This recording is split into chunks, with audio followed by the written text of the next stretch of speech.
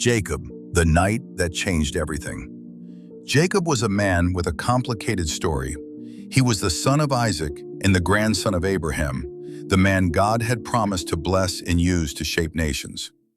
Yet Jacob's life did not begin with strength or honor. From the beginning, he struggled. His name Jacob meant heel grabber or deceiver. And for much of his life, he lived up to that name. Jacob took his brother Esau's birthright.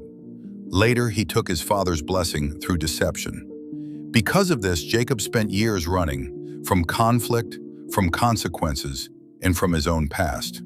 Although God had promised to bless him, Jacob relied on his own effort. He planned, worked, negotiated, and struggled to secure what he believed he needed. But there came a moment when Jacob could no longer run. He was returning home, about to face Esau, the brother he had wronged. Fear filled his heart. The past was catching up with him.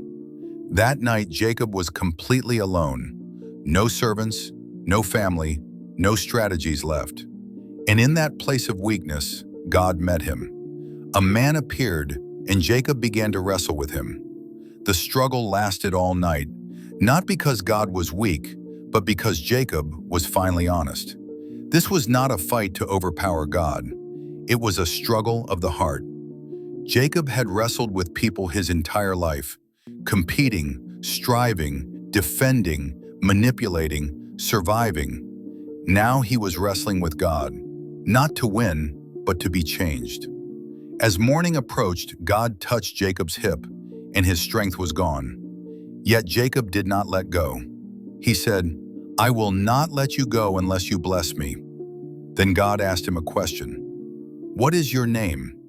Jacob answered truthfully, not proudly, not hiding. He said, "Jacob." That is when God spoke words that redefined his life. "Your name will no longer be Jacob. You will be called Israel, because you have wrestled with God and with men, and you have prevailed." This did not mean that Jacob defeated God.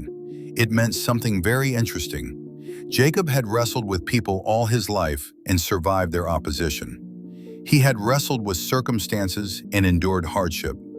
And now he had wrestled with God, not by overpowering him, but by refusing to let go.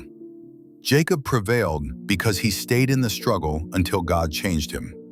He prevailed because he chose surrender over control. He prevailed because he sought blessing instead of escape. He prevailed because he allowed God to confront his true identity and transform it. Jacob walked away limping, but he also walked away blessed. The limp reminded him that transformation costs pride. The blessing proved that surrender produces destiny. Jacob entered the night as a deceiver, afraid of his past. He left as Israel, a man with a new name, a new identity, and a new future. Sometimes God allows a struggle because he is not trying to destroy you. He is trying to transform you.